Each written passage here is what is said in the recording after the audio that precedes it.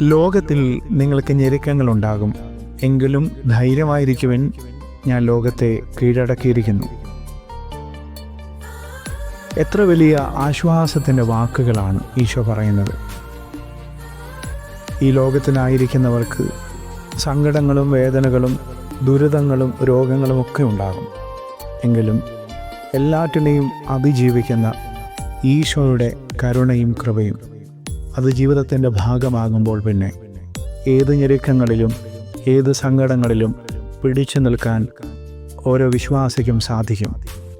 മരണത്തിൻ്റെ നിഴൽ വീണ താഴ്വരയിലൂടെ നടന്നാലും അങ്ങൻ്റെ കൂടെ ഉള്ളതിനാൽ ഞാൻ ഭയപ്പെടില്ല എന്ന സങ്കീർത്തക വചനമോർക്കാം.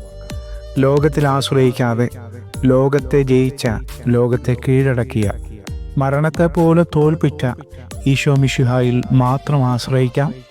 ആമേൻ.